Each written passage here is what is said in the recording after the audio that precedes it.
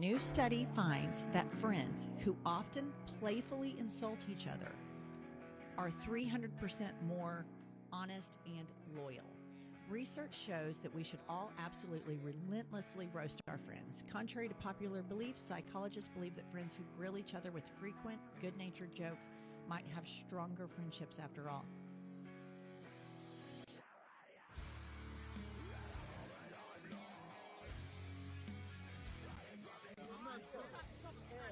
Okay, but I'm not in trouble. This is a problem. I need to be in trouble. A girl sat on my lap and I'm not in trouble. This is all fucked up.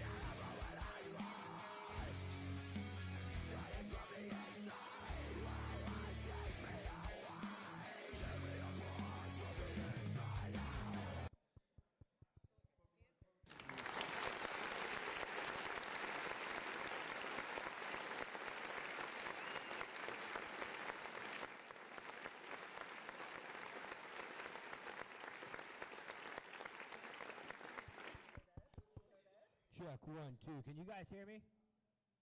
Okay, can we turn it up a little bit? Louder, loud. How about that? Is that good in the back? Good. How about now? We gotta prevent the feedback. That's the only thing. Like that. Jerry. Check, 1, 2. Miami, Florida. How are you guys doing tonight? This is our first show in Miami. This is my first time ever being in Miami, but with us today, no feedback. We have the boys from Tone Alert, Matt and Austin. What up? We have Justin from Donut Shop Podcast. We got Mike from Copville. We have my beautiful wife, Heather, from the Unfiltered and Unfazed Podcast. JoJo, Mike's wife. She's not on a podcast yet. And we got the legendary Jerry Worms.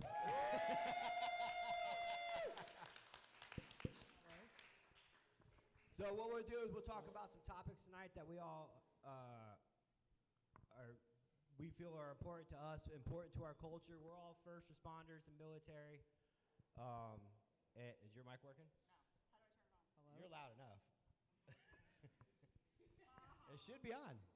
Check, 1, 2. They turned it down.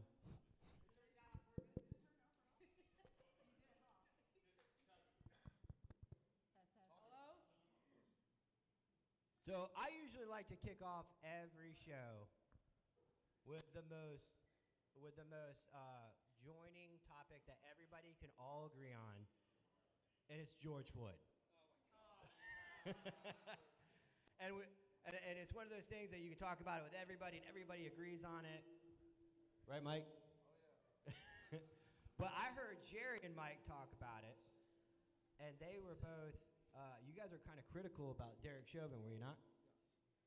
So I think the younger, more immature cop in me would have thought Derek Chauvin is right, everything he did was right, and that's not how I feel now that I've matured and had a different aspect of law enforcement where I think we have to hold ourselves a little bit more accountable and not get caught up in that moment. And in that moment, there just was, you can't, my biggest argument with that entire incident is if a man doesn't move underneath you for 8-9 minutes, you can't not do anything. You have to do something, and I know somebody at the table that has a real good take on that. So, Is that me? Oh, that's you. I don't think am I on now? Can you hear me? Yeah, so I think some of the argument, even with Tyler, I know his position and some other people's position is that movement of putting the knee somewhere around the shoulder, the neck is in the book somewhere, so they were trained on it. That's all well and good. Some movements or some tactics or some applications of what you use for resistance sometimes are meant to be transitional in nature. They're not meant to last 8, 9, 10, 12 minutes. or a day or 2 days. So once the behavior change exists because of that tactic or technique, that knee in the back, that knee on the neck, that knee on the shoulder, and that person's no longer moving, that's your first sign that, well, we have the behavior change now. We should probably do something else. When that behavior changes, where there's no more squirming and resisting, and you still continue to apply the same technique for 6, 7, 8 minutes, that becomes a problem. The problem is that he was using a technique called the maximum restraint technique, which was taught to him in his employee handbook. Now, whether that's right, wrong, or indifferent, that's another topic, but he was doing exactly what was instructed of him to do. When his mom found his handbook, she exposed it, and we actually did a podcast where we did his position, and then we did the illustration in the book, and they were mirrored image of each other. And then when his admin went to court over it, they denied ever giving that book out. And somehow it didn't matter that the mom had a copy of his employee handbook. That seems like a problem, denying something ever happened or existed. However, they also have handbooks and procedures and tactics for taser, right? Pepper ball, OC, the gun, shooting somebody. Just because they train you on it doesn't mean you can use it indiscriminately, right? There's still like applications of it. Just because you're trained on it doesn't mean you can just use it wildly and just throw it against the wall and hope it sticks. So, What do you think, Jerry? Well, my take on it is there was a problem before they even put him on the ground. So as a supervisor, I'd say when the crowd started to form and they actually had him in the police car about 90%. They took him out of the police car and put him down on the ground. Once they pushed him in the police car, they should have just taken and got him right out of the scene. Yeah. And then none of this would have happened, because when a crowd forms, EMS is not showing up on time, you get them out of there. Yeah, and that's, I've heard forgive me, but when I say old school cops of your generation, they all say that, get him out of there. The problem is, and the only problem I see with that is that now in today's world, when they're in the back seat and they say, I can't breathe, I'm having a medical condition, you have to remove them from the car now and put them in a safe position on the ground for EMS. So, Mike, do you think that would work nowadays? You were a supervisor. No, but it's funny we're talking about this because anybody who follows World Star, I don't know if you know who Charleston White is, black comedian. Okay, so today this topic came back up. A rapper had lyrics that supported George Floyd. Charleston White, where was this in 2020, said today, fuck George Floyd, he was a fentanyl addict. That's a black person saying that about George Floyd. So I believe it was an unfortunate incident, but the whole thing, just like COVID, in my opinion, was just made up to push a narrative against the police. Now you have black comedians, black politicians, people coming out saying it's all bullshit. He was a fentanyl addict. So tactics, I mean, we could sit here all night talk about that one incident. I believe it was more like every other thing. It was a push of a narrative in a very democratic area that created us still talking about it 5 years later. And that's my take on the whole thing. I have a take on it too. Can I? So we're almost 10 years as being cops, and yeah, I agree. When someone asks for medical, you have to give it to them. Regardless of what do we call it, incarceritis, whatever it is. It's not for us to decide. Me, I feel like it could be somewhat of like a secret formula to policing. Like being a cop, if you follow some simple rules, like if you follow the law, you follow policy, you're morally and ethically a good person, and you have some common sense, like this job's gonna be easy. Here's my thing. And, I'm not trying to politicize this, and it should never be politicized. Anybody who does is an idiot. So if you have somebody in handcuffs, and you feel like you have to put your knee on them anywhere, I don't care, and you feel like you can't control that person who's already in handcuffs,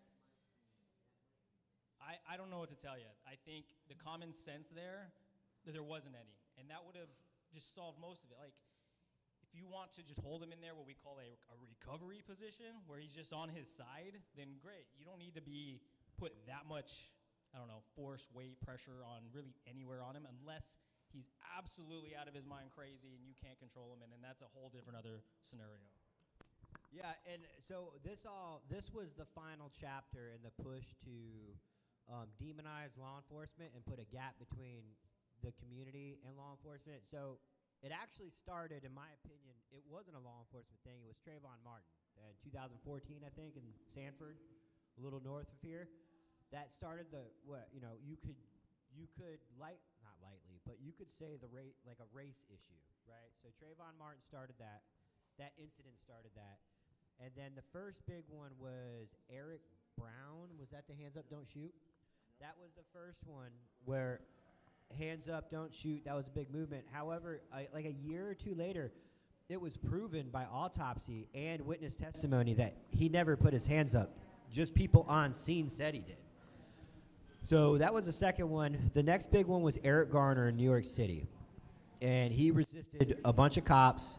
At the time, they were allowed to use the rear naked choke, right? They were doing that, a blood choke to subdue him. He was asthmatic, and he died. So, and then I think there was Eddie Gray, or what his name, in Baltimore. He died. Yep. And then the final chapter was George Floyd. But we do have somebody on the panel that's never served as a cop. So I was going to get her opinion. When George Floyd happened, what did you, just seeing it on the news, what was your first take on it? Before you learned everything, before you married me, what was your first take? Like, was it like, oh my God, or did you know?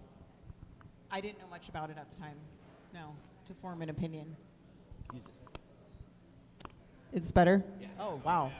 Check, They turned down my mic, didn't they? They knew. I didn't know enough about it at the time, but what I wanted to ask was, what was the formal cause of death? I don't think anyone really knows. There were two different. Because there's two, yeah, there's two different autopsies. because I've heard that one Yeah, one drugs. was fentanyl overdose. He also had a heart condition. The other one was cardiac related. Yeah. The independent one that wasn't associated with the original investigation was cardiac related. Right, so had somebody put a knee on somebody that didn't have that heart problem or was on fentanyl, would they have died? Well, here's the thing, too, you got to think about the time and place in which that was all happening, right? The end of 2020, people had already gone through a bunch of bullshit with the lockdowns, and you got to wear a mask, and if you're going to go to the grocery store, you got to stand 6 feet apart from each other. So for like 6 months, people are just pissed off at everything the government's doing, right? They're pissed off at being told what to do. They're pissed off about being locked in their houses, not going to work, not being able to go to church, not being able to go to movie theaters, whatever. And then all of a sudden you just throw this on top. And I think that was really the powder keg that kind of sparked everything, because, I mean, even where we work, we were seeing violence that we hadn't seen since like the 80s. And it was very uncommon for that to happen. I think it just was a shit sandwich on top of like all this other stuff that was going on that just set everybody over the edge. Because, I mean, you look back 5 years now with some hindsight, and, you know, like Mike was saying, there's people coming out saying that, hey, he was a drug addict, he did these things. So, you know, I think that if you look at the time and place in which it all happened, it just pissed off a lot of people, and that was just their way of venting for it. I think we have to continue to talk about, though, the common sense, and I agree with it, right? Having common sense and just being a decent human sometimes can go a long way. One of the things that we talked about, like, I can't breathe, right? Like, if he would have died, whether or not he was on fentanyl, or it becomes inconsequential. So if, like, let's say we get in a foot pursuit, and someone runs from us, and they ran, I don't know, 100 yards, and, like, they're winded, everyone's winded, and they're like, I can't breathe, they're on their face, and you're like, well, you shouldn't have ran. The fact that they ran doesn't somehow earn them some sentence right there after a foot pursuit. Well, I'm going to make you suffer because you shouldn't have ran, and now you're out of breath, so you can just suck it up and be out of breath. The other thing that's wrong with that is a lot of cops will say if you can talk, you can breathe. And that is completely false. No, it's not. So just try this on for size. If you can talk, you can breathe. If the measure of viability, the means at which you can be alive. Okay, I was going to ask what that word means. Viability, the means at like you're alive. For Mike, he wanted to know. He asked. If the measure of viability is speech or talking, then when it ceases to exist, isn't it too late? Yeah. So if I'm going, he's talking, he's breathing, he's talking, he's talking, he's talking, he's breathing, then once he stops talking, what also stopped? If you're telling me that you The breathing. If you're telling me that you can't breathe, but you're actually breathing, you're lying to me now. No. I'm just kidding. So unless Don't lie to me. has anybody ever had somebody like heavy lay on top of them? Have you guys ever done grappling or done anything where somebody heavy or something heavy is on top of you? Sex. Yeah, I was gonna say, can we say that on this show? Try to be serious. I'm the heavy one. Yeah. But at some point, you feel the air being slowly removed from your lungs and you're not able to replace it. So what does it feel like? Being married. That you can't. You're about to climax.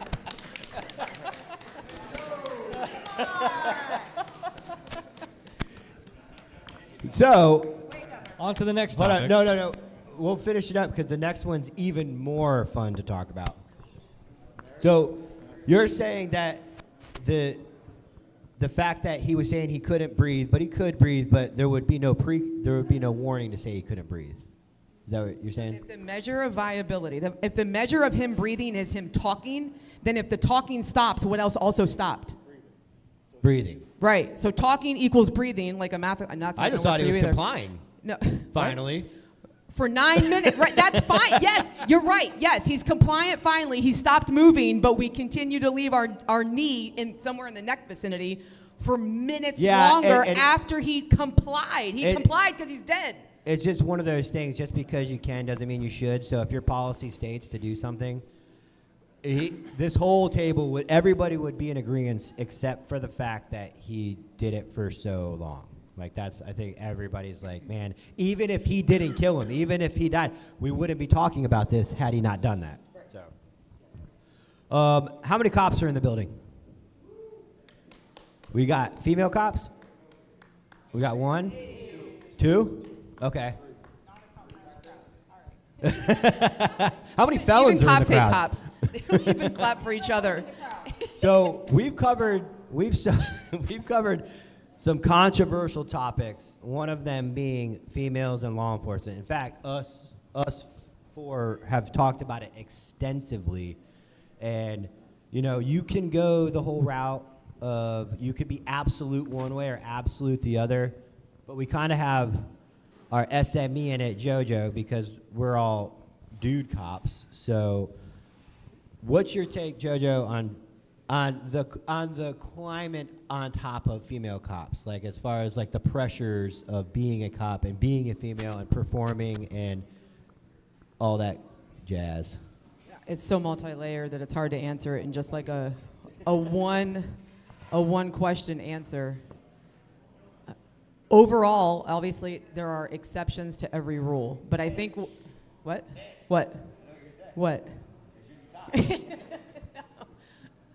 I'm not going to make a blanket statement.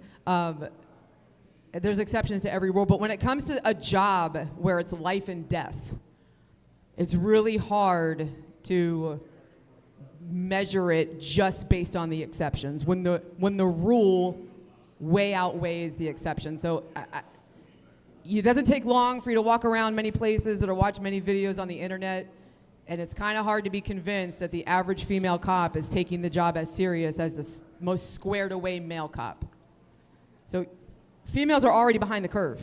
We're already behind the curve. When we come on scene, we're not taken seriously from the get-go. So we're already at that like having to make up ground. As soon as a male cop comes on scene, even if it's a sloppy, not squared away, the fact that he has a Y chromosome already puts him ahead of the curve.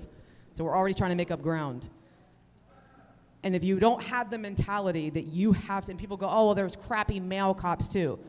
The crappy male cop argument as a way to justify females not rising to the standard is like saying, well, alcohol is legal, so just make meth legal.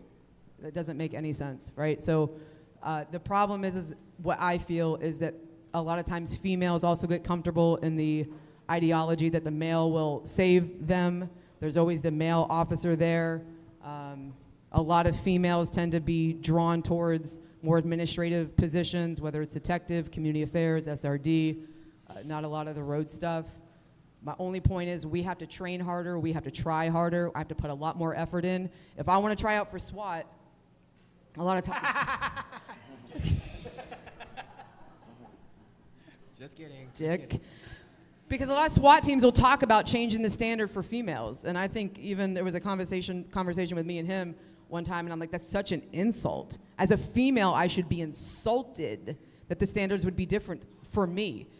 If the standard is I have to do 10 weighted pull-ups, if he's not able to get there, he probably has to train, I don't know, 6 or 8 weeks. Let's just use round numbers. I may have to train 6 to 8. Depends how much equipose I'm using. That's steroids, It's a guys. fucking peanut gallery out here. Can you turn those off? Like, not down, just off? Hey, Marvin, does this one sound good, Channel 1? Are we back to this one being kind of loud? Yeah. Good? Okay, Yeah, cool. But I have to work harder. I probably have to train 6 to 8 months. And if that's what I have to do, and if I can't make it, I don't get a free pass, I don't get a lower standard, because those dudes are going to rely on me to do the same thing that the other dudes are doing. You don't get a pass just because you're a female. Either do the job or don't. And if you don't, get out. Because not only does your life depend on it, but hers or his, and more importantly, society depends on you being able to perform as the most 10-8 squared away male next to you. And if you're not putting in the work, if you're not going to the gym is one, like you got some gym bunnies that go to the gym and that's all well and good. But if you're not fighting, if you're not shooting, if you're not training case law, if you're not doing all of the other things that help you go home, that's what every cop says, we go home, and then do almost next to nothing to get there. They don't invest.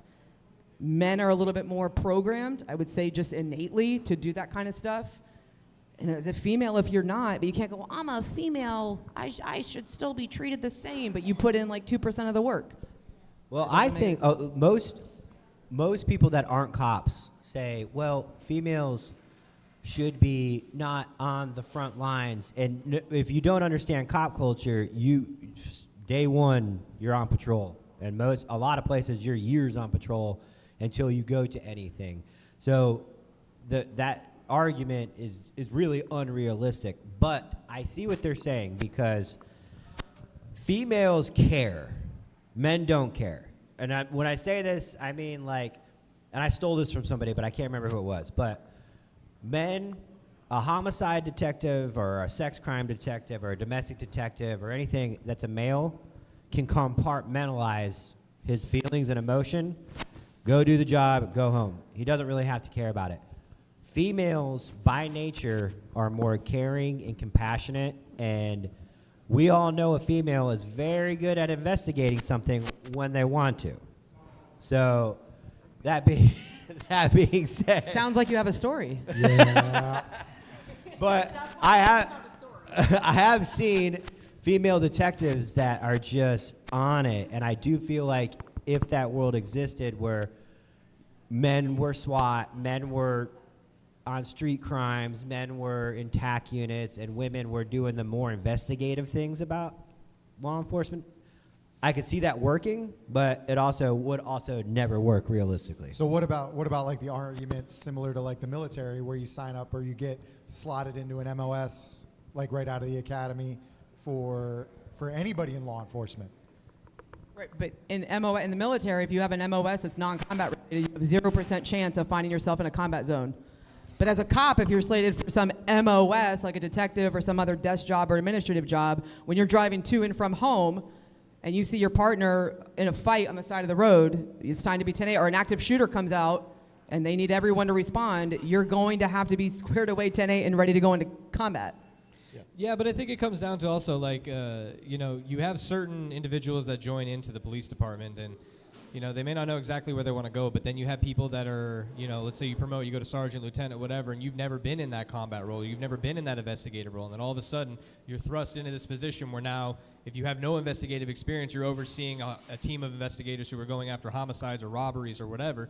Like that leadership aspect, I feel like isn't the same. So I can kind of understand where Justin's coming from when he's talking about kind of like a slotted MOS, because I'm probably sure in every department there's different sections where it's like, all right, you're a SWAT team leader, but it's like you've never worked SWAT. You were in patrol, you worked in, whatever else, and now you're the SWAT commander? Like, how did that happen? Right, but that's after you've already met the bare minimum of being able to meet the standard of, again, if I had to respond to a robbery or a home invasion robbery or residential burglary or somewhere where someone was being raped or shot or stabbed, yeah, and I show up and I'm a coward, but I investigate really good, I don't know that that's exactly a wash that we're looking for in our cops. But like going in, similar to the military, you take an ASVAB type test that tells you your aptitudes and where you might be angled towards. You kind of push you into that, like a nationalized police force, right, Tyler? Well, yeah, but it also goes into like, you know, at the same time, no matter what MOS you go into in the military, you still go through basic training, right? There's basic skills that they teach you, and I think it can be the same way with the police department, right? They teach you how to investigate domestics, how to investigate, you know, street level crimes, basic narcotics investigations, like stuff like that. I'm not saying it has to be hyper focused, because we still all have that basic fundamental building blocks of how to be a cop. But you think let me say something here. You also have to remember, most police departments around this country are probably less than 50-man departments. Yeah. So you come out of the academy, you go on patrol. For you to go into a specialized unit in a small department, you got to wait for somebody to die. Okay? Yeah. So as a female, you might be stuck on patrol for 20 years. So you're not, you know, like we said, if you can't cut it, you can't cut it. Yeah. You won't go into a specialized unit because there's no openings. Definitely. So, you know, I've worked in a huge department. You work in a big department. You know, some of these departments are big, 1,500 sworn, but a lot of departments around this country are less than 50. So if you want to make sergeant, you want to make lieutenant, somebody's got to die for you to move up. And that's the way it is around here. Yeah, so let's say you have like 100 applicants, and 90 of them are slotted for an MOS like investigations or something else that's not the road. So then what do? Just have like 2 people working the road and a shit ton of detectives? Yeah. So, like, in the bare minimum, Only basic hire road. the academy, we know you are not ready to respond to a robbery or some violent crime or active shooter out of the academy. No, trust me, I agree and that's with that. that is not a basic standard. Speak for yourself. Justin was the Iron Man coming out of the ready. Here's one aspect that I think Dominic Izzo is big on, and I have grown into this. In the military, they intentionally separate men and women. Men go to war, women don't. There's a little bit of a problem when men and women spend too much time together, and that's one of the problems in the police force is women are constantly harassed. Women are catcalled by, I've seen it throughout my career, by men. So already at a disadvantage where I think somebody's trying to really do the job well, they're female, they're at a huge disadvantage. Now you have these guys that just are up your ass. They're sexually harassing you, they're making comments. So I can imagine what pressure that brings to a female who's already at a disadvantage, who's really trying, and now she's got to worry about this guy's hitting on me, this guy's asking me out, this guy's doing that. So whenever you intertwine men and women, there's always going to be that aspect. And the easy answer is men shouldn't be pieces of shit and they should let the women do their job. Absolutely. Unfortunately, we can't control that. So that's just another big aspect of the military. They really don't intertwine when it gets to like the cops type jobs. You have your soldiers who go fight, and there's no women around, because if there was women around, they wouldn't be fighting, they'd be mating. Yes. So I was in the infantry like Mike, and I can tell you in 2007 there was no women in combat arms. I think that's changed now, but when you have, this is my opinion, I'm retired now, I'm not a cop anymore, so I can say things like this, is that when you have a fine-tuned machine operated by men, and everybody knows their place, knows their role, and they mess up very little to get the job done, you fuck that up by throwing a woman in there. And it's just, it is what it's not her fault. It's not, I'm not saying like she did anything wrong, but guys are going to start naturally acting different. Logistics are a nightmare. Guys can all shower together. Guys can all use essentially one giant bathroom. Guys can all sleep together in the field. Guys can do all this. Women are a logistical nightmare in the military. I'm not talking about law enforcement right now. In the military, a lot of women will deny this for some reason that are in the military, but women have to stay somewhat clean or they have health problems. So in the infantry, by nature, they tell you, worst case scenario, you can land on a drop zone, you can seize it, and go 6 months living in a foxhole without a shower until we can get you reinforcements. That's in the contract because guys technically don't have to shower as long as they properly maintain themselves. As far as I've been told, if a woman goes without a shower or being able to clean herself, she's at significant health risk. And so that's the military side of it. But I see it in law enforcement too when you talk about dudes act different around women. Am I wrong?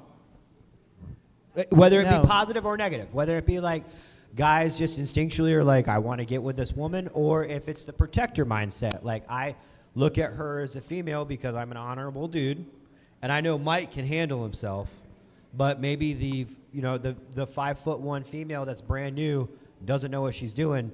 I subconsciously is like almost like a child. Like I have to make sure this person is going to be okay because Mike can handle his shit. Yeah, they do that. That's cultural. You're programmed to do it. You're conditioned to do it. A lot of males are raised to be that way, and it's hard to unprogram them from being that way. Even if they tell themselves this is another cop, they're equal to me, they're as capable as me. I think it's really hard to undo 18, 20, 25 years of how you were conditioned and programmed to view females. Yeah, but I also think, too, like the caliber of woman who decides to become a police officer or a first responder in general is different than the average woman. I mean, I might ruffle some feathers with that, but I feel like depending on where you work and depending on what section it's in, I feel like the type of woman that goes into a first responding field is different than the average. That's just my opinion. Every single one? I mean, I can't make generalizations for every single one. There's always outliers. Majority? I think so. No. So when you get on Instagram and TikTok, you think the majority of them are getting that's into the it because problem. they have I think a alpha type A personality? I think I'm probably looking at it from the lens of my department, and I'm not saying for every single one of them, okay? Trust me. Right. But I think that, especially where Austin and I work, we see a different caliber. You know, I might ruffle some feathers, and I'm okay with that. They're ruffled. But They're ruffled because. But I like to think that that's the case. I mean, I can't think of, off the top of my head, a single woman I've worked with that I was like, you know what, I'm not comfortable going into this situation. How big is your agency? It's a fairly large agency. How many number? Like a Probably 4,000 to 5,000 cops. Oh yeah. So relatively large agency. They're going to use the word metropolitan on the You guys patch. got that. Yeah, thanks. So I Give them a bunch of clues and they can figure it out. yeah, I think a lot of people already have. Thanks, Tyler. So I might be biased because my department I feel like is a little different. Well, And I'm not and I was going to disagree with you totally until I think the size of your department, and I can't think of one Vegas police officer that's come across TikTok, right? yeah, nobody Vegas said that. area. So, Reno. okay, so big agency. I haven't seen anything negative come across. Most of the females you see on TikTok There you go. are I meant Los Angeles. The most of the people we see Assholes. on TikTok, females, are small agency.Maybe New York PD a little bit, but so I can get with the bigger agency. Maybe they're hiring a better I'd quality. say that's fair. Until you get to I'd say Chicago. that's fair. Or California Highway Patrol is a joke. Like Well- a bunch of those females are on TikTok. Well, it's so- like Jerry said, most departments are small, and I mean, I didn't even realize that until even coming here to Miami. Every freaking municipality you walk through has a different police department. Yeah. Like that's so Yeah. that's so foreign to me. Like I don't know, maybe just because everything's incorporated where we work, but like we handle pretty much the entire city, county area that we work. Meanwhile, we cross over a bridge and there's two separate police agencies that have to stay on either side of the bridge because jurisdictional boundaries, which is just so foreign to me. I don't think that's ever, like I said, you're not going to say women can't be cops. That's obviously ignorant and ridiculous. But the problem is that the standard is not enforced across the board. Women are notoriously given leeway and given free passes because, again, the majority of leadership is males, and so they kind of put their wing over them and take them under their wing and go, oh, it's okay, we'll put you in this desk where nobody can hurt you.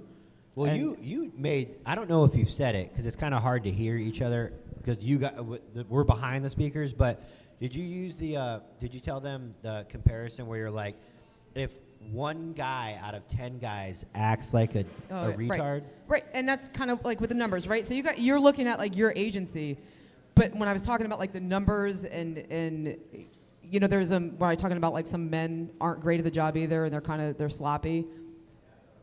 But to me, in my perception, the number of females that don't rise to the standard outweigh the number that do. And because females only represent about 17% of law enforcement, so when you're a small group of people, if you have any significant number of females doing anything that looks like clownery, that's going to look like it represents the majority of females.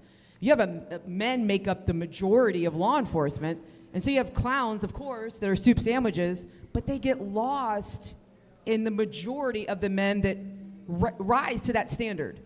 And so they don't stand out as much. And I still maintain that regardless, when you show up to scene, you have an advantage as a male every day of the week, twice on Sunday, over a female just for being a male.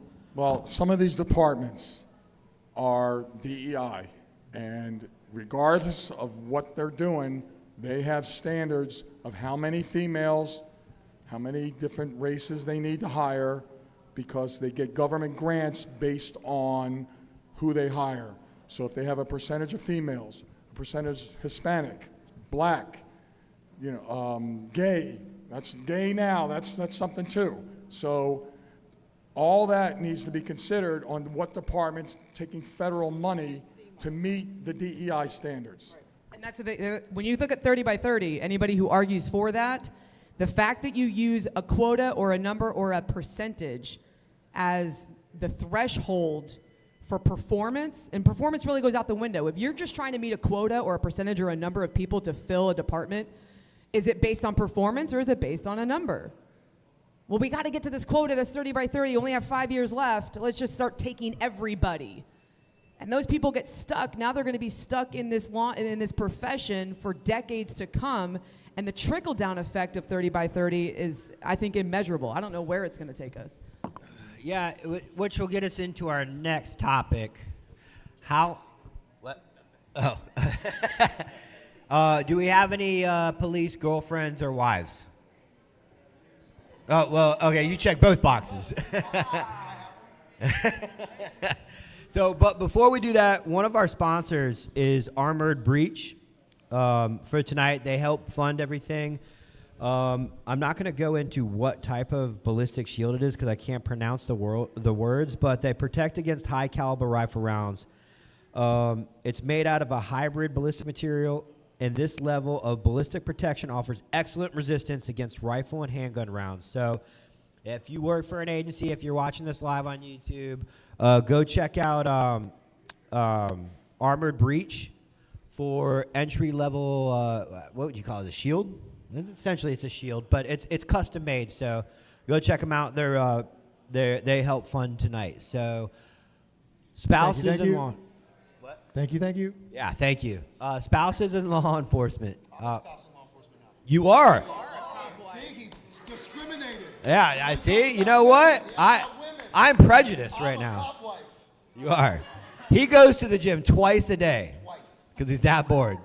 I don't look like it. That guy over there goes 3 times a day. So there's been a lot of we've talked about it a lot when it comes to. I remember seeing my mom growing up.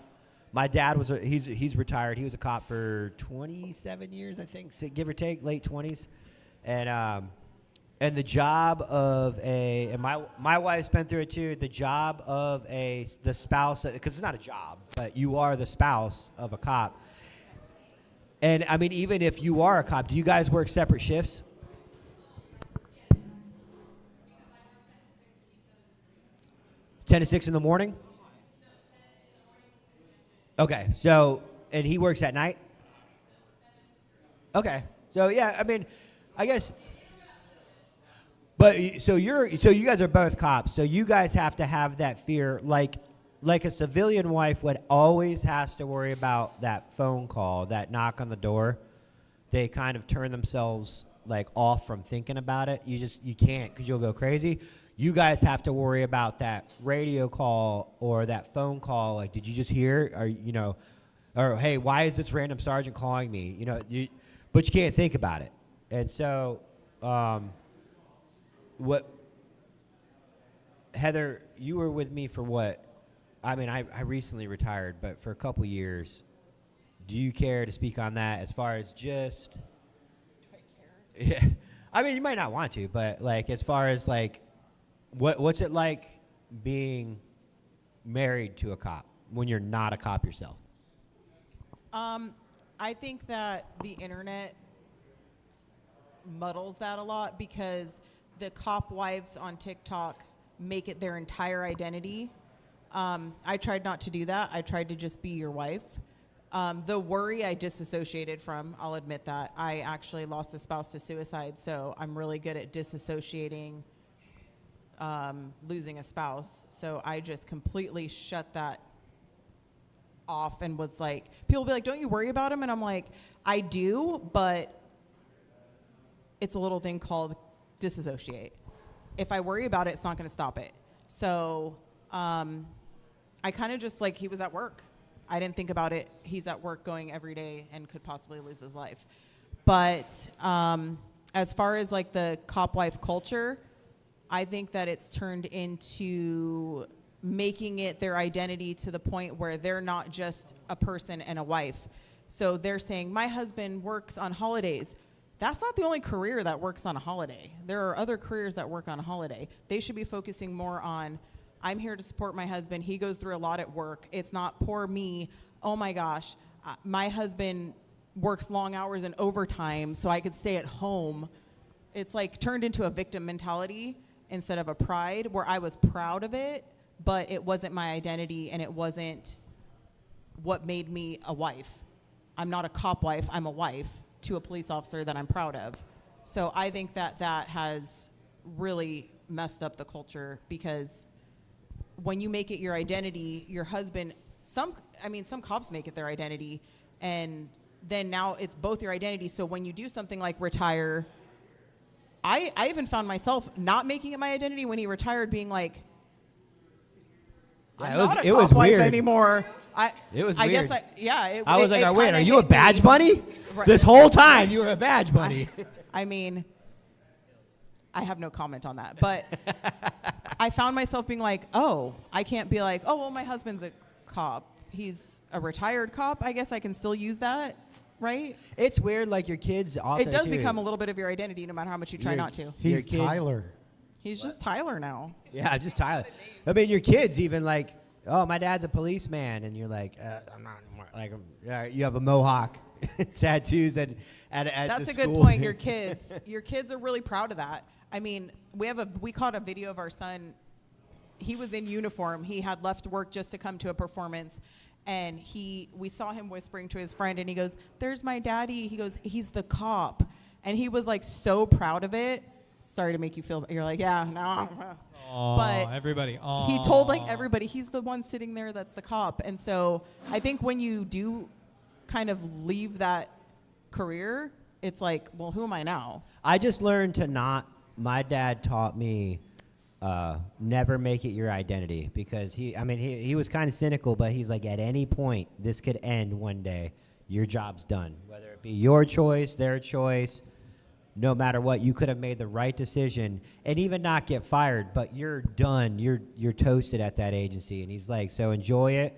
But, and they always tell us in the academy or when we become cops, don't make your identity, but you can't do a job like law enforcement and not have it be your identity. What's it like being a police wife?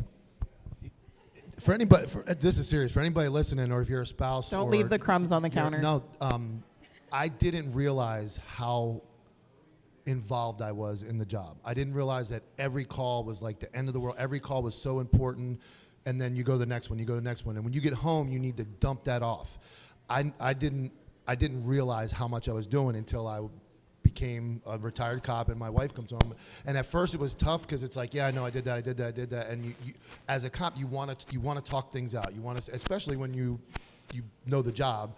So it's definitely something that a spouse, if they're not related to law enforcement, it's important to maybe watch some stuff about cops or understand what the job really does to you mentally, and how important it is for them to communicate those things when they get home. Because it may seem so stupid, a shoplifting call, this happened, but as cops, we're always, everything we do is our job. Even if we go above and beyond, it's just our job. There's never really any accolades, unless sometimes you're the DEI right person and you get all these awards.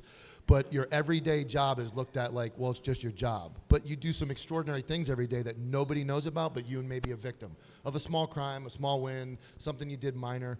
But to the person, that's important for me to come home and go, I just want to tell you I did this. It was really cool. And you're like, yeah, whatever, So I had to learn, like, to slow down and just remember what I felt like in that moment. Like, hey, this shoplifting was really important to me that day, even though nobody cared. So being on this end of it, it took a little growth, and I jokingly say the only thing worse than being a cop is being a cop wife or a cop spouse, because it's just a lot. But you have to respect the hard work that they're doing every day, and that nobody really cares what they're doing. At this point in society, it's like, yeah, it's your job. So it's important to support them and just sometimes just listen. The biggest advice she gave me was, Mike, just shut up and just nod your head and listen and let me talk. And that's been probably the best success. Well, just I listening. think also, I had Austin on my podcast with his wife from Tonler, and we talked about why there's such a stigma with marriage in law enforcement. A lot of times they're like domestic violence, cheating, divorce, and when people hear you're married to a cop, or it's like, well, for now, and they think that it's automatically going to end in some awful way. And we had talked about that, and we said, why do you think that is? And maybe you can take over. What did I say? My wife told me what to say. Yeah, I was said your a wife few guiding? things. There was a gun under the table. You had brought up about the mental health, and that some agencies should focus more on mental health. Yeah, I think because like a lot of, at least I've noticed in my department, some of the older guys kind of not really having those tools that I feel like we're getting now to combat that mental health. So we see some horrific shit on the daily. Hello. Yeah. So we see some like horrific stuff like daily, and in our department, at least for our generation of cops, they've been really good at giving us things like counseling and mental health help. A lot of the older generation never got, and I noticed sometimes they would take that home, and they didn't have a place to vent with it. So it came in the form of drinking or whatever it may be, and something that was big, at least for me, one of my favorite sergeants, because I started turning this job into my identity, just like everybody else when I started out. I do love being a cop. It's the greatest job in the world. I take it very seriously. But I had a sergeant that sat us down and said, listen, he said, the second you retire, this department's going to forget about every single arrest you ever made, but your kids will never forget about the games you missed. And that hit me so hard. I have kids, and I thought, you know what? You're not wrong. Like, we have a great department, and I mean it. I'm not just saying that because they might be watching, because they might be. And What's up? We have a great department. They're awesome. But I'm not going to give my life for them, put them in front of my family, just so they can replace me before my obituary is out. I'm sorry. I'm just not going to do that. But yeah, I mean, mental health is huge. Take care of it. Don't make this your identity. And I feel like that's a huge part of it, too. Like, I know it's such the mantra we just say, and it's starting to become like a very, I don't know, something that goes in one ear, out the other, but don't make it your identity. Yeah, so we'll take this next part. I mean, Counterculture Inc. is a media company that me and Mike started. Me, Mike, and Justin. Justin's our And nerd. Reagan, Yo. who abandoned you. The missing Yeah. Reagan. Is Reagan watching? Reagan's probably watching. Where's Reagan? Reagan. But we started this media company because we all had podcasts. We wanted to be one network. So I kind of wanted. Wait, where are you going? You gotta go pee. Hold on, sit back real quick. Give me 2 minutes. I'll do her first. I kind of wanted everybody to just be go able right to. there. There's health concerns with that, sir. I want everybody to describe your podcast in 2 minutes.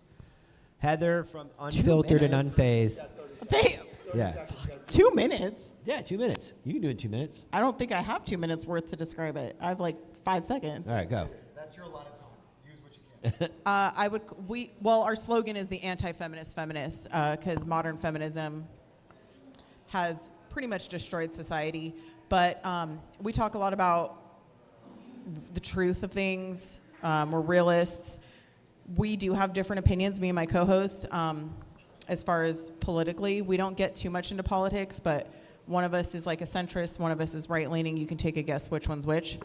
But I think that feminism is about women empowerment, and I think that modern feminism is about anti-man, and men are very crucial in society, and men are a big, important part, and we need them, and I don't think we could survive without them, and I think that nowadays it's all about anti-man, and women have become, to say the least, not morally sound. So if I can say anything about OF or things like that, but that's what we stand for.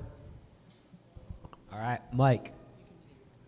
Huh? You need a mic? Can I go to the bathroom? So obviously, I started the meme page first, and I want to say I lived through comedy. So at Copville OG, it's obviously there's some controversial memes in it. Just like a comedian, as a cop, you can't get away with being a comedian. As a comedian, you can be funny and say whatever, pretty much anything you want, and then turn it into something good. So what I did was I started a meme page, which generated a lot of. I went in IA. I was in an IA when I left because Mike roasted my deputy chief.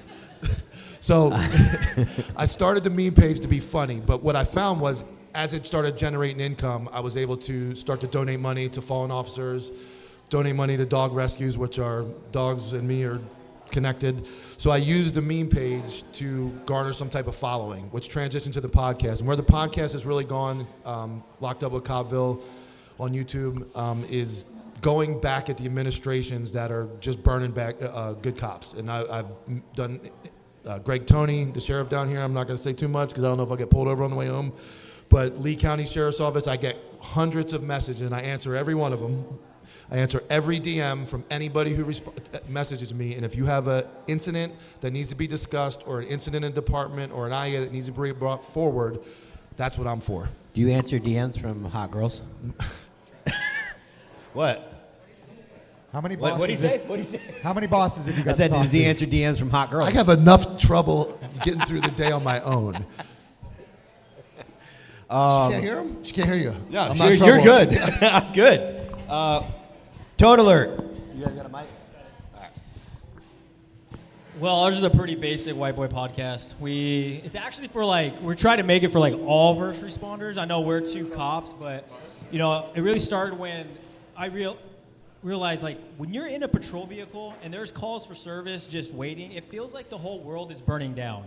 You're all this shit's happening right now around us, and then you step out of the patrol vehicle and then everything feels calm, nothing's going on. You can only see it on the screen because people are calling it in. And then it's just starting to realize that not only cops but fire, EMS, whatever, they go do this job every single day, and they're doing the same things we're doing. All these stories that never ever get told. We hear about all the special, and I'm not saying anything bad about, we hear about the Navy SEAL Special Forces. Obviously they earn those stories, unless you've been on the anti-hero, they talked about you, then you didn't deserve it. But I'm tired of hearing those. I'm going to be honest with you. Maybe because I'm just biased and I'm a cop, but we're going to hear there's stories from just regular beat cop on whatever shift that went through some horrific shit, did some really gangster stuff on the streets. You're not going to hear about it, and he's quite frankly a little too humble to even talk about it. And but that's why I started it. Matt might have a different reason. No, I mean, mainly we're just trying to bring the first. You only got 10 seconds left. He took. Okay, I'll make it quick. Our goal is just to bring the first responding community together. So often we see the negativity that's in there. I mean, there's always the fun, fire versus police rivalry, whatever. But like we say a lot on our show, there's nobody that hates cops more than other cops, and we're sick and tired of seeing that. We just want to bring people together. We want to sit around, have a good time, tell fun stories, and just give people the ability to express themselves and to just say what they feel. And we're really adamant about that. We're trying to bring everyone together, and it's an uphill battle sometimes, but we're gonna keep going even if nobody's listening. So, Justin from Donut Shop Podcast. Hello. You're probably the oldest OG podcast on this panel. Yeah. Donut Shop Podcast started back in 2020 during the pandemic. I was with Nick from City of Miami, if some of you guys know him.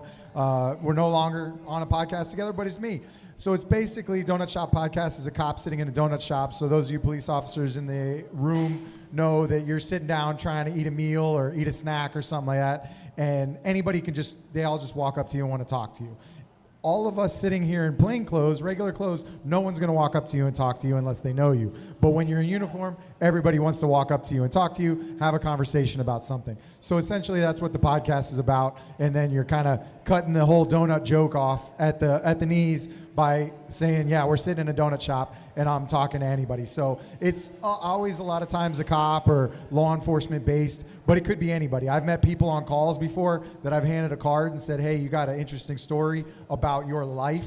Let's talk about it on the show. And a lot of times I recorded at a donut shop in Cooper City, Dunkin' Donuts. So it's a fun one, Donut Shop Podcast. Yeah. Also, I forgot to add one thing.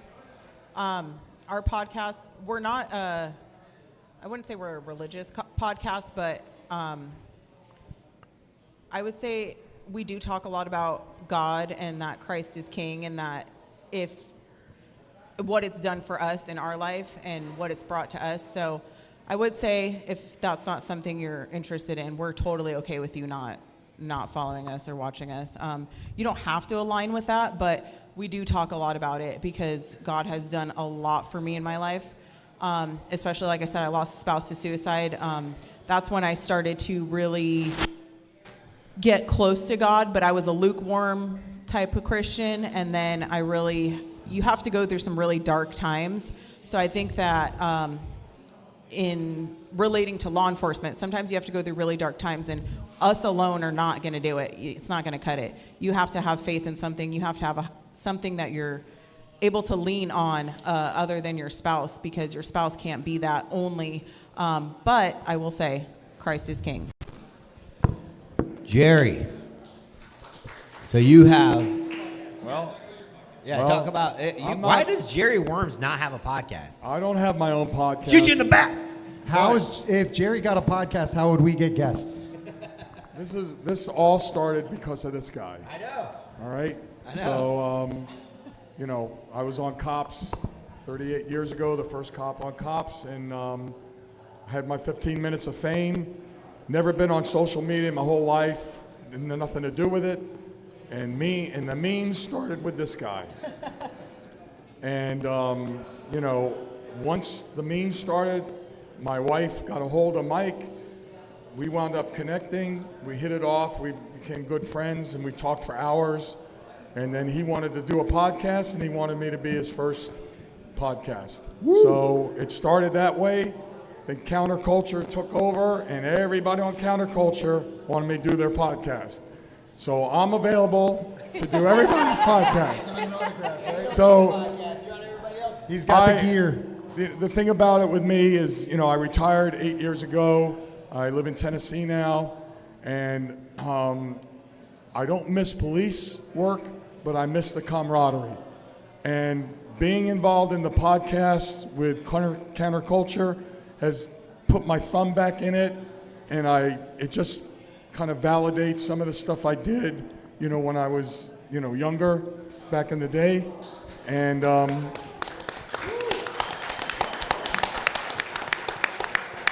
it's very humbling that people think that I encourage them to be cops.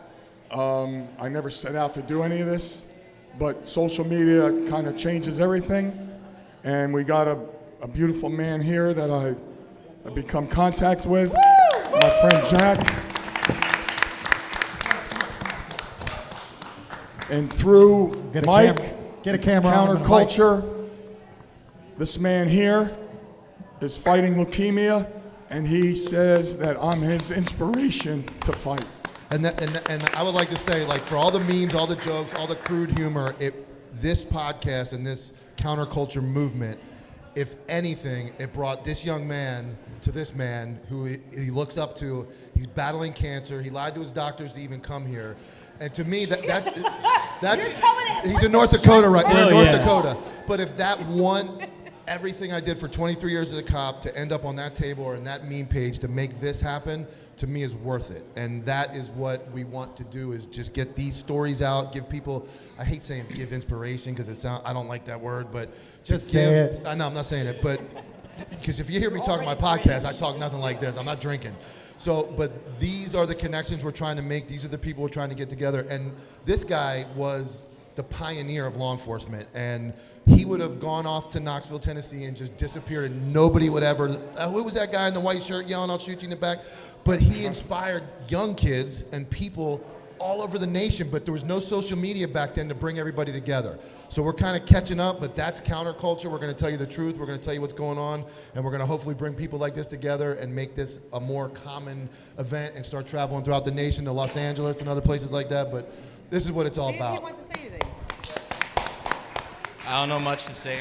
My name's Closer. My name's Jack Gersmeyer. I'm 23 years old, cop up in Wisconsin. So, like I said, talking to Mike, I got diagnosed with leukemia, and I was like, hey, I got nothing to do. And I watched Mike's podcasts religiously and saw his memes with Jerry Worms.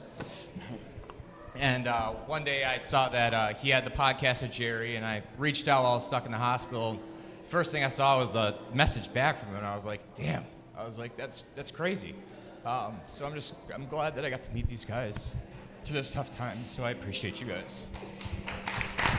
I've seen pictures of this young man from his dad on bathroom floors trying to just find the strength. I've seen this man with a vest on running outside. Like that right there that gives him any strength was worth, like I said, 23 years of hell, getting demoted, all the stuff that led me to this moment, talking about God. This was worth all of it. I mean, I love this dude, man, and this connection has been worth all of it.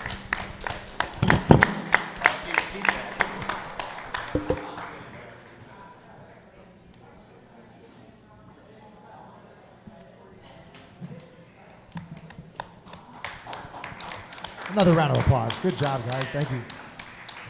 Don't worry, we'll blur your face so your doctor doesn't know you're here. I would like everybody to. Are you a believer? You don't have to say. I would like to ask anybody who is to say a prayer for him, and Heavenly Father, please guide any doctor's hands and cure him of whatever he's battling, and please watch over his family and his girlfriend, and he will beat this. But I'd like everybody to say a prayer, maybe tonight, to themselves, for anybody battling anything like that, and especially him right here, coming all the way here to be here for this. So I would like to ask that of all of you. We got to pay the bills. Okay. Talk about one of our other sponsors, Feds Apparel. Feds Apparel is an apparel line. They hook up and take care of a lot of the federal agencies out there. So you can check them out, fedsapparel.com. Thank you. I'm not going to name the owner because he's got to kind of guard his identity now with new stuff going on. So, but thank you very much to Feds Apparel for helping sponsor this event. You can check them out at fedsapparel.com for uniform shirt needs. A lot of shirts. So thank you, Feds Apparel. So one thing that the guys from Tone Alert brought up is that there is a very big conundrum in the special operations world and community where, because I know as a business model, if you rely on cops to be your clientele and the people that support you, you're going to have a failed business. That being said, you throw a Navy SEAL or a Special Forces guy in the mix, all of a sudden money's booming. And what they were talking about was, the average guy's stories, which I've interviewed people, regular infantry dudes in Afghanistan, getting a Silver Star, and their story is just the wildest thing I've ever heard. It's better than any Navy SEAL movie, just complete heroism and heart. But they have 300 followers on Instagram. And just a lot of people won't get behind that, won't get behind, stories of heroism out on the road as far as cops go. And because it's just not sexy, I have not broken that code. I don't know what it is about us not supporting each other. But at the end of the day, Pete, what's your take on it? I didn't even think of this till you said it. I just got off a cruise and I ran into a, was it 18 Delta tanker? 19 Delta. Okay. Guy has just a regular dude. I'm sitting in the pool talking to him. He knew Copville. He followed it, and we started talking. And he started to tell me these stories, and they were far more, to me, seemed not heroic, but in depth than your operator. Your operator gets dropped off, does some mission and all this. This guy said, Mike, I did door-to-door building clearing for 12 to 18 hours a day in Iraq for a year straight. He said, he started talking, I could see it wasn't one of his favorite topics. He talked about sniper shots, guys digging IED holes and suicide bombers and stuff. So like you're saying, these are just regular guys that have an MOS that everybody, oh, he's a tanker. This dude probably saw more action and more building clearing and more KIAs than a special ops guy, but he's just like would be like what a cop is. He's just a regular dude that had a job, and it just popped in my head when you said that. Like, that's going on. There's so many guys that came back like that who were just store clerks at Home Depot or whatever they are now that did some really heroic things. Yeah, so and I host a podcast called the Anti-Hero Podcast. My co-host is a Delta Force operator, so we bring different things to the table equally. But, you know, I've noticed that what we try to do is we just try to mix it up.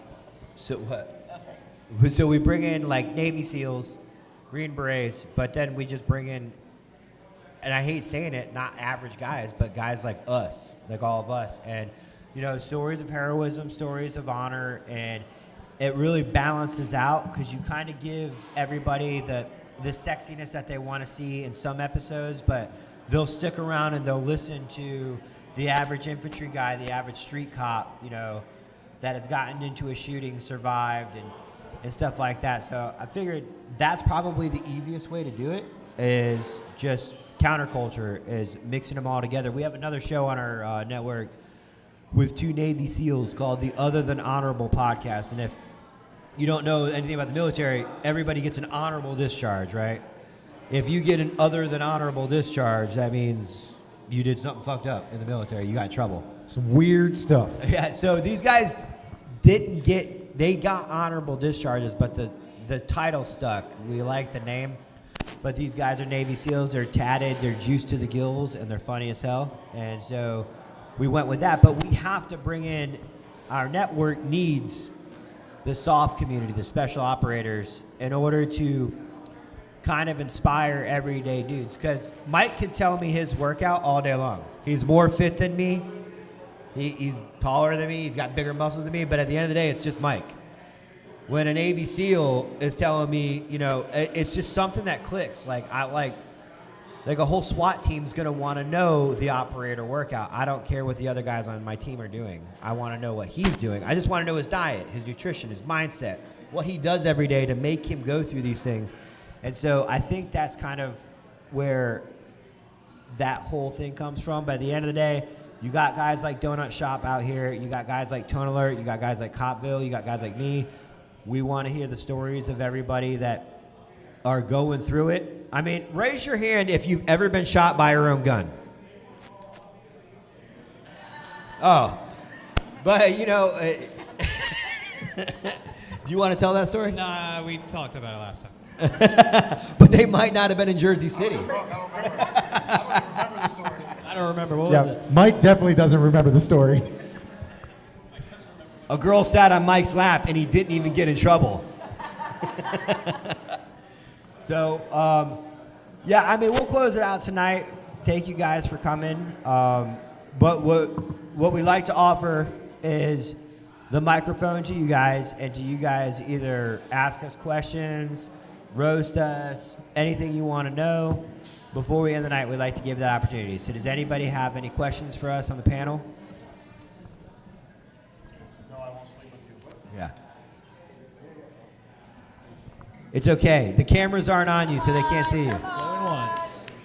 Huh? Going yeah. twice.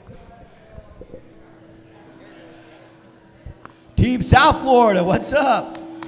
I just thought it'd be beneficial to share. So on Mike's podcast, I happen to see it a bunch of times.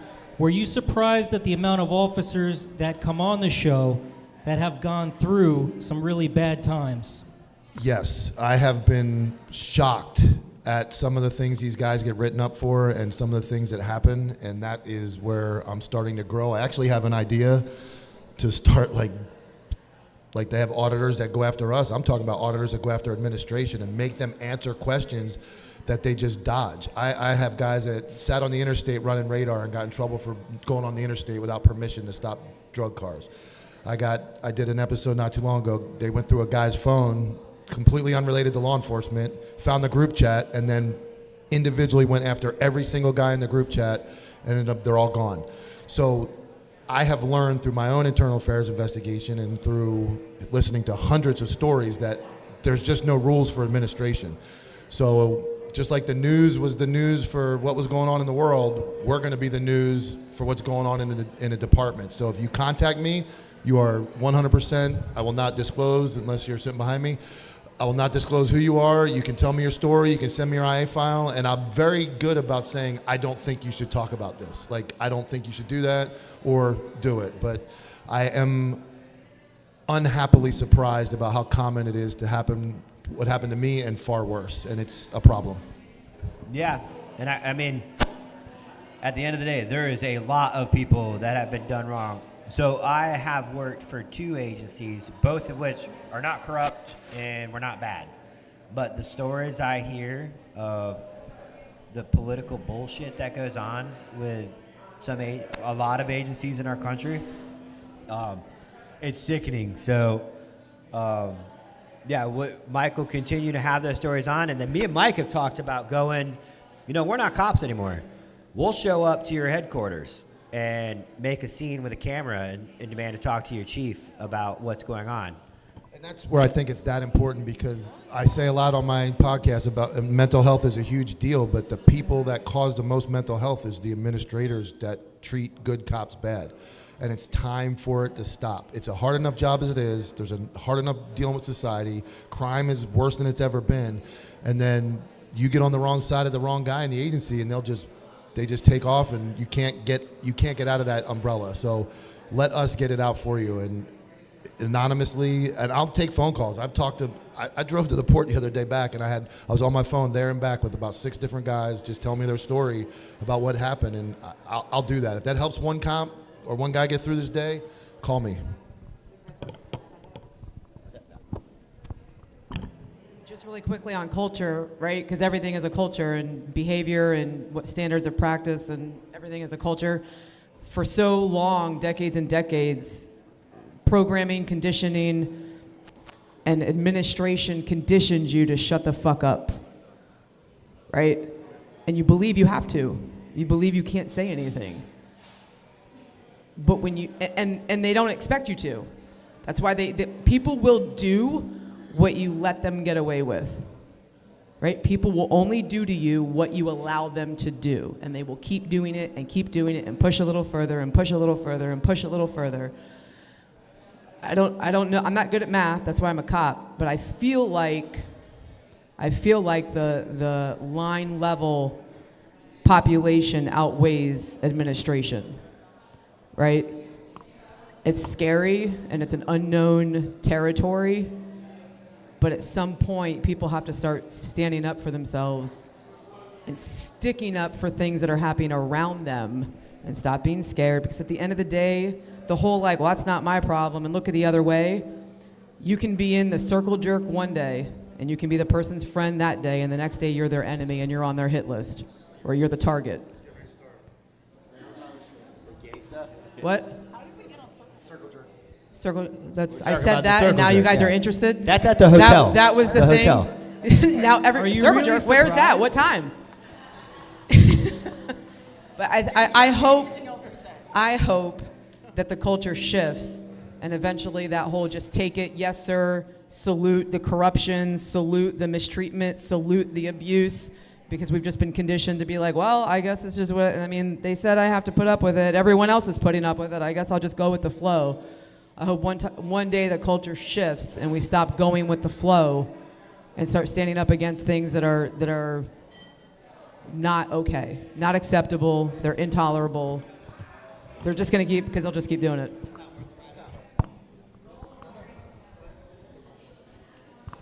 I did a podcast the other day myself, 23 minutes of rambling, and I talked about disability, mental health, and things that like FRS, early retirement. And I was contacted by a guy who was actually at Lee County, who was the supervisor, the guy that came on my show. And what he talked about was, if it gets to the point, I want everybody to understand this. It's tough to walk up and say, I need help. I'm walking version of that. But if it does, mental health is covered by workers' comp. So if you get to the point where you go, an incident, a dead bait, whatever the call is, if it gets that bad, your career's not over, your life is not over. The Florida State retirement system pays you 65% of your best 5 years if you leave after 1 year. So don't ever put yourself in a situation to do something permanent. Just reach out to people, reach out to me. I have a ton of contacts. And part of my page shift is going to be starting to post some of these links and get some of the serious stuff out there to mix in. But please understand that there are resources for us. They just, for some reason, they don't tell us. And that's another thing I'm going to try to start getting out there, is all these other resources that are out there that we don't know about and that I'm finding out by the contacts I make. Yeah, so again, with the questions, you guys are kind of acting like I'm a major in a briefing room, and I'm like, does anybody have any questions for me?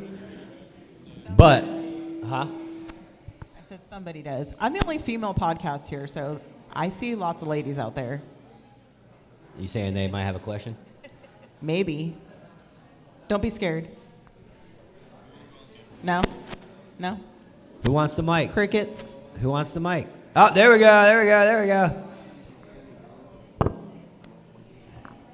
Yeah, I just want to thank you guys for coming together. I believe there's no such thing as coincidences. God is good. I'm about 11, 12 years on the department, and you do come to some times where you're like, your identity. So I recently had some mandatory time off, and I was able to reflect, and a lot of things that you guys have said and brought and shed light on, it gives you the peace of mind. You're like, hey, you know what? I'm not the only one that sees that. I'm not the only one that thinks that. So thank you guys for giving us that voice in that direction. Appreciate it. Yeah, thank you. Before we head out, we want to give Unseen Creatures Brewing Company here in Miami, Florida a shout out. They've been great hosts. They've given us everything we need. And they're awesome people. So if you're ever in Miami, go to Unseen Creatures Brewing Company. That being said, on your way out, we got some merch that pays the bills, keeps the lights on, gives us gas, pays for the hotel rooms. Stop by and see us. And other than that, man, thank you guys so much. And we'll see you next time. We'll be in Philadelphia, October 18th. 18th? 18th, yeah. We'll get a flyer up, but thank you guys so much.